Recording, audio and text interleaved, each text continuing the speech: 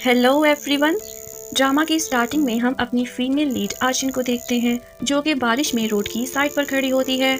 वो अपने सोपोल्ड भाई जो कि असल में उसका पोजेसिव लवर है उससे बचकर घर से भागने की कोशिश कर रही होती है। तभी उसके सामने एक कार आकर रुकती है जिसमें से हमारा मेल लीड वेन युआन बाहर आता है और आचिन से बोलता है, मैंने तुमसे बोला था ना कि तुम मुझसे भाग नहीं सकती। ये सुनते ही आचिन वहां से भागने की कोशिश करती है मगर वेन युआन उसे पकड़कर अपनी कार में ले आता है और उसके क्लोज आकर बोलता है कि तुम मुझसे भागकर आखिर जाओगी कहाँ। आचिन उसे कहती है कि ये गलत है, प्लीज ऐसा मत करें, आप मेरे ब्रदर हैं। लेकिन वेन युआन बोलता है कि तुम्हारे और मेरे दरमियान में कोई भी ब्लड रिलेशन नहीं है और मेरी बायोलॉजिकल सिस्टर तो वेन मिंग है। आचिन चिल्ला रही थी कि प्लीज मुझे छोड़ दो और तभी उसकी आंख खुल जाती है और हमें पता चलता है कि आचिन तो एक सपना देख रही थी। फिर वो सामने वॉल पर लगी हुई पिक्चर को देखती है जिसमें वो अपने अडॉप्टिव पेरेंट्स और वेन युआन के साथ खड़ी होती है। फिर वो अपने मन में सोचती है कि आज से पहले 20 साल तक मैं वेन फैमिली की बेटी थी और फिर एक दिन वेन मिंग अपने हाथ में डीएनए टेस्ट रिजल्ट्स लिए इस फैमिली में वापस आ गई और उसी दिन मुझे रियलाइज हुआ कि मैं तो सिर्फ एक रिप्लेसमेंट हूँ। जिस दिन मिंग यानी कि वेन युआन की रियल सिस्टर वापस आई, ठीक उसी रात वेन युआन मेरे पास आकर मुझसे अपनी मोहब्बत का इजहार करने लगा। मैं उसकी रियल सिस्टर नहीं थी मगर फिर भी मेरे लिए उसका प्यार एक्सेप्ट कर पाना बहुत मुश्किल था। वेन युआन के पेरेंट्स हमारे इस रिश्ते के खिलाफ थे मगर वेन युआन मुझसे इतना ज्यादा ऑब्सेस था कि उसने अपने पेरेंट्स की भी नहीं सुनी और वेन फैमिली के बिजनेस का सारा चार्ज अपने हाथ में ले लिया। मैं अपने भाई को मुझसे इतना प्यार करता देखकर जलती थी और मुझे इस फैमिली से बाहर निकालना चाहती थी। लेकिन वेन युआन ने उसे धमकी दी कि अगर उसने हमारे इस रिलेशन को एक्सेप्ट ना किया तो वो उसे भी घर से बाहर निकाल देगा। तभी वहाँ पे आचिन के पेरेंट्स आ जाते हैं, वो पेरेंट्स जिन्होंने उसे 20 साल पहले अडॉप्ट किया था। और इन सब की बातों से हमें पता चलता है कि वेन युआन जो कि कभी आचिन के प्यार में पागल था अब उसे पहचानता तक नहीं, क्योंकि एक कार एक्सीडेंट की वजह से वेन युआन को एमनीशिया हो गया और उसकी मेमोरी लॉस हो गई और अब उसे अपनी पास्ट लाइफ से कोई भी बात याद नहीं है। और उसके पेरेंट्स ने उसे ऐसे बता रखा है कि आचिन इस घर की मेट है, क्योंकि वो लोग जानते थे कि आचिन के लिए भी उसका और वो यान का ये रिश्ता एक्सेप्ट कर पाना बहुत मुश्किल था। आचिन की मॉम बोलती हैं कि हमने 20 साल तक तुम्हें अपनी डॉटर बनाकर पाला है, प्लीज हमारी बात मान लो और इससे पहले कि वेन युआन को सब कुछ याद आ जाए तुम यहाँ से चली जाओ और लौट कर कभी भी वापस मत आना। आचिन के डैड ने ऑलरेडी उसे अब्रॉड भेजने के सारे अरेंजमेंट्स कर लिए थे। वो उससे बोलती हैं कि एक वीक बाद तुम्हारा पासपोर्ट बन के रेडी हो जाएगा और उसके बाद तुम यहाँ से चली जाना और तब तक तुम यहाँ पर मेड बनकर रहोगी ताकि वेन युआन को कोई भी शक ना हो। आचिन सोचती है कि वेन युआन मेरे प्यार में पागल था और अब जब उसे कुछ भी याद नहीं है तो वेन फैमिली मुझे उसकी लाइफ से निकालना चाहती है एंड ऑनेस्टली मैं भी यही चाहती हूँ और शायद मेरे लिए यही अच्छा होगा। और वो उनकी बात मानकर वेन युआन की लाइफ से दूर जाने के लिए रेडी हो जाती है। वो लोग यही डिस्कशन कर रहे थे कि वहाँ पर वेन युआन आ जाता है और बोलता है कि ये आप लोग क्या डिस्कस कर रहे हैं।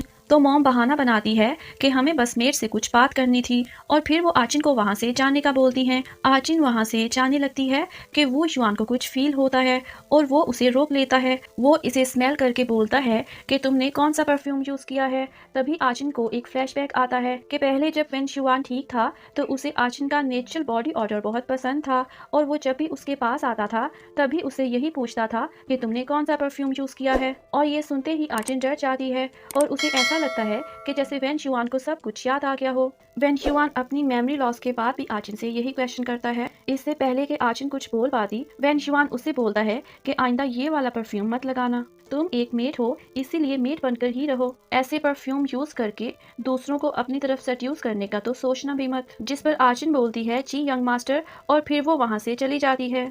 आचिन वहाँ से जा रही थी कि मेंग इसे देखकर अपने पास बुलाती है और बिना कुछ बोले उसके मुंह पर एक थप्पड़ मार देती है और बोलती है कि मेरे भाई को अपनी अदाओं से सेड्यूस करना बंद कर दो, क्योंकि उससे तो तुम याद तक नहीं हो और उसकी नज़र में तो तुम सिर्फ एक मेट हो। तुम्हें अब इस घर से जाना ही होगा क्योंकि वेन युआन और रीना ऑलरेडी इंगेजमेंट कर चुके हैं। रीना अपने फैमिली बिजनेस की इकलौती वारिस है और तुम तो उसकी जूती के बराबर भी नहीं हो। ये सुनकर आचिन सोचती है कि वेन युआन ने मेरे लिए बहुत सारे प्रपोजल्स को रिजेक्ट किया क्योंकि वो मुझसे प्यार करता था, अब वो मुझे भूल चुका है, इसीलिए वेन फैमिली उसकी शादी किसी और से करवाना चाहती है। शायद ये लोग भी मुझसे अपनी जान छुड़वाना चाहते हैं और मुझे लगता है कि मेरे लिए भी यही अच्छा होगा। फिर वो मेंग से बोलती है अगर ऐसा है तो कॉन्ग्रेचुलेशंस, ये तो बहुत अच्छी बात है। तुम्हें कुछ और भी बोलना है या फिर मैं जाऊँ यहाँ से? फिर वो वहाँ से जाने लगती है तो मेंग उसका बाजू पकड़ लेती है और बोलती है कि पहले तो तुम वेन शुआन की वजह से इस घर की रानी थी, आखिर तुम्हारे अंदर अकड़ किस चीज़ की है? आचिन मेंग से अपना हाथ छुड़वाकर बोलती है कि मैं तुम्हारी या फिर वेन फैमिली की गुलाम नहीं हूँ। उसे वहाँ से जाता देखकर मेंग अपनी सर्वेंट से बोलती है कि तुम लोग यहाँ पर खड़ी मेरा मुंह क्या देख रही हो? तुम लोगों ने देखा ना कि इसने मेरी कितनी इंसल्ट की है, इसीलिए मेरा ऑर्डर है कि इसे पकड़कर कोल्ड स्टोरेज में लॉक कर दो। मगर सर्वेंट्स उसके आगे सर झुकाकर खड़ी हो जाती हैं और बोलती हैं कि सॉरी मैम, हम ऐसा नहीं कर सकती। अगर यंग मास्टर वेन शुआन को इस बारे में पता चला तो वो हम सबकी जान ले लेंगे। पिछली बार एक सर्वेंट काम करते हुए आचिन मैम से टकरा गया था और इसी वजह से यंग मास्टर वेन शुआन ने उसके हाथ कटवा दिए थे। मैंग चिल्लाते हुए उन सबको बताती है कि वो सब कुछ भूल चुका है। उन सब की आवाज़ें सुनकर वेन शुआन भी वहाँ पर आ जाता है। मैंग वेन शुआन से बोलती है, भाई ये देखें, पहले इस मेड ने आपको सेड्यूस करने की कोशिश की और अब ये यहाँ पर आकर मुझे इंसल्ट कर रही है। चाहे हमारे पेरेंट्स हों या फिर इस घर के सर्वेंट्स, कोई भी मुझे इस घर का मेंबर नहीं मानता और अपनी बातों से वेन शुआन को इमोशनली ब्लैकमेल करने लग जाती है। मैंग की इमोशनल एक्टिंग देखकर वेन शुआन को उसके लिए बहुत बुरा फील होता है और वो मैंग से बोलता है कि तुम मेरी सिस्टर हो। मुझे नहीं पता कि पहले इस घर में तुम्हारे साथ क्या होता था, मगर अब से कोई भी तुम्हें डिसरिस्पेक्ट नहीं करेगा। फिर वो सर्वेंट्स को ऑर्डर देता है कि मैंग जैसा बोलती है वैसा ही होगा, इस मेड को ले जाकर कोल्ड स्टोरेज में फेंक दो। सर्वेंट्स आचिन को घसीटते हुए वहाँ से ले जाती हैं। आचिन चिल्लाती है मगर कोई भी उसकी बात नहीं सुनता। मैंग वहाँ आकर बोलती है कि अब तो तुम्हें अपनी हैसियत का पता चल ही क्या होगा और फिर वो डोर को बंद करके वहाँ से चली जाती है। आचिन बहुत रोती है और सबसे उसे बाहर निकालने की रिक्वेस्ट करती है मगर वहाँ पर कोई भी उसकी बात नहीं सुनता। फिर उसे एक फ्लैशबैक आता है कि पहले वेन शुआन कैसे उसकी हर छोटी बात का ध्यान रखा करता था। वो सर्दी की वजह से कांप रही होती है और सोचती है कि बस थोड़े ही दिन की बात है, एक बार मेरे अब्रॉड जाने का अरेंजमेंट हो जाए तो फिर फाइनली मेरी वेन शुआन और वेन फैमिली से जान छूट जाएगी। और फिर वो सर्दी की वजह से अनकॉन्शियस होकर वहीं पर गिर जाती है और उसी वक्त वहाँ पर एक लड़का आकर डोर को ओपन करता है। नेक्स्ट सीन में हम अपनी आचिन को हॉस्पिटल के बेड पर देखते हैं और वो लड़का जिसने उसे कोल्ड स्टोरेज से बाहर निकाला था वो भी उसके साथ बैठा होता है। होश में आते ही आचिन बोलती है, ओ आन, तो वो तुम थे जिसने मुझे कोल्ड स्टोरेज से बाहर निकाला और मेरी जान बचाई। आन जो कि बचपन से ही आचिन का दोस्त है उसे कहता है कि हाँ वो मैं ही था। मैंने तुम्हें बहुत बार कॉल्स की मगर तुमने एक बार भी मेरी कॉल रिसीव नहीं की। मुझे तुम्हारी बहुत फिक्र हो रही थी, इसीलिए मैं तुम्हें देखने के लिए वेन फैमिली चला आया और तभी मुझे पता चला कि उन लोगों ने तुम्हें कोल्ड स्टोरेज में लॉक कर दिया है। आन ऑलरेडी आचिन और वेन शुआन के बारे में सब कुछ जानता था। वो आचिन से बोलता है कि पहले तो वेन शुआन ने तुम्हें कैद कर रखा था मगर अब तो उसे कुछ भी याद नहीं है। तुम्हारे लिए ये बहुत अच्छा चांस है, तुम भागकर वेन शुआन और वेन फैमिली से कहीं दूर चली जाओ और मैं इसमें तुम्हारी हेल्प करूंगा। जिस पर आचिन उसे बताती है कि उसके अब्रॉड जाने का सारा अरेंजमेंट हो चुका है।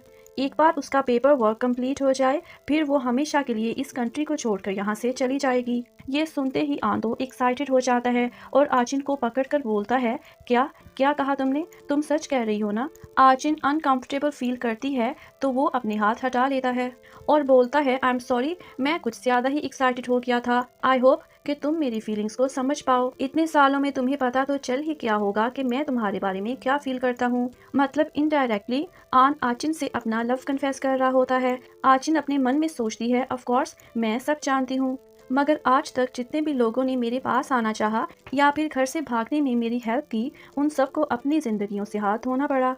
आन तुम एक अच्छे इंसान हो और मैं नहीं चाहती कि मेरी वजह से तुम्हें वेन शुआन के रिवेंज का सामना करना पड़े। फिर वो आन से कुछ बोलने ही वाली होती है कि वो उसे रोक देता है और कहता है कि कुछ भी कहने की कोई ज़रूरत नहीं है, अभी मैं तुमसे कोई भी जवाब नहीं मांगूंगा, बस कुछ मत बोलो, तुम मुझे चूज़ करो या फिर किसी और को, मैं बस इतना चाहता हूँ कि तुम हमेशा खुश रहो। और फिर आन आचिन को घर ड्रॉप करने आता है। वो आचिन के बालों को सॉफ्टली टच करता है और तभी आचिन की नज़र वेन शिवान पर पड़ती है, जो कि उन्हें ही देख रहा होता है।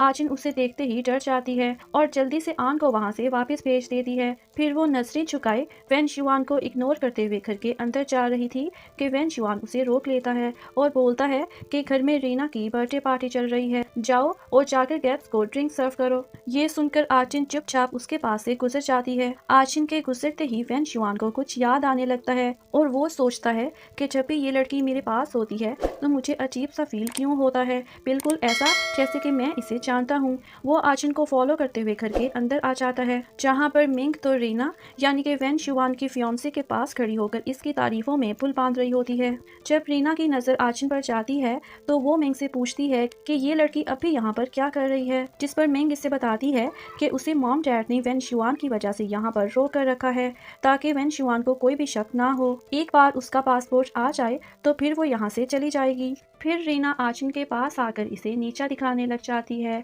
और बोलती है कि इंसान जो बोता है वही काटता भी है। एक टाइम था कि जब वेन शिवान ने तुम्हें इस घर की रानी बनाकर रखा था और आज तुम इस घर में मेट हो। आचिन रीना की बातों को अवॉइड करके वहाँ से जाने लगती है कि रीना इसे धक्का देकर टेबल के ऊपर फेंक देती है और बोलती है कि तुम्हें नहीं लगता कि तुम्हें मुझसे माफ़ी मांगनी चाहिए। तो आचिन बोलती है, क्या, किस चीज़ की माफ़ी? फिर रीना बोलती है कि मैं बचपन से ही वेन शिवान से प्यार करती हूँ। बहुत मुश्किलों के बाद मैं वेन शिवान से इंगेजमेंट करवाई थी और मुझे लगता था कि अब वो मेरा है। मुझे आज भी वो दिन याद है। उस दिन बारिश हो रही थी और वेन शिवान ने मुझसे इंगेजमेंट तोड़कर सभी के सामने अनाउंस किया था कि वो तुम्हें लाइक करता है। तुम सोच भी नहीं सकती कि उस रात मुझे क्या महसूस हुआ था। इन्हीं बातों के दौरान वो अपना नेकलेस उतार कर आचिन की पॉकेट में डाल देती है। ग्लास टूटने की आवाज़ सुनकर वेन शिवान भी वहाँ पर आ जाता है तो रीना इसे बताती है कि तुमने जो नेकलेस मुझे बर्थडे गिफ्ट में दिया था वो इस मेड ने चुरा लिया है। फिर गार्ड्स वहां आकर आचिन को पकड़ लेते हैं और तलाशी लेने पर उनको वो नेकलेस आचिन की पॉकेट से मिलता है। इसी बात का फायदा उठाते हुए मैंग उसे थप्पड़ मार देती है और बोलती है, मुझे तो लगता है कि तुम्हें कोल्ड स्टोरेज में लॉक करना काफी नहीं था। पहले तो तुम सिर्फ मेरे भाई को सेड्यूस करती थी, मगर अब तो तुम चीजें भी चुराने लगी हो। आचिन बोलती है कि मैंने कोई भी चोरी नहीं की और अगर आप लोग चाहें तो सिक्योरिटी फुटेज को चेक कर सकते हैं। और तभी मैंग इसे एक और थप्पड़ मारती है। ये देखकर वेन शिवान सोचता है कि आखिर इस लड़की को ऐसे टॉर्चर होता देखकर मुझे हर्ट क्यों हो रहा है। नहीं, मेरी फियांसी तो रीना है और मैं रीना से प्यार करता हूँ। मैं इस लड़की की साइड लेकर उसे धोखा नहीं दे सकता। मैंग बोलती है कि इस मेड ने अपनी सारी लिमिट्स क्रॉस कर दी हैं, इसे उसकी सजा मिलनी ही चाहिए ताकि इसे भी पता चले कि आखिर उसकी औकात क्या है। मैंने अभी अभी घर के बाहर एक भिखारी को देखा है। इस मेड को उस भिखारी के साथ एक रूम में लॉक कर देते हैं ताकि ये मेड दोबारा ऐसी हरकत कभी ना करे। वेन शिवान कहता है कि तुम लोगों को जो सही लगे करो, मगर मुझे इस मेड से कोई भी मतलब नहीं है। जिसके बाद गार्ड्स आचिन को ले जाकर एक रूम में लॉक कर देते हैं और कुछ ही देर बाद मैंग और रीना भिखारी को अपने साथ लेकर वहां पर आ जाती हैं और उसे रूम में लॉक कर देती हैं। वो बैगर अपने साथ इतनी खूबसूरत और यंग लड़की को देखकर उसके साथ बदतमीजी करने लग जाता है। आचिन उसे पुश करके खुद से दूर फेंक देती है तो बैगर फोर्सफुली एक बेल्ट से आचिन के हाथों को टाई कर देता है। तो गाइस, आज की वीडियो में बस इतना ही। इस ड्रामा में नेक्स्ट क्या होगा ये जानने के लिए स्टे ट्यून्ड। बाय।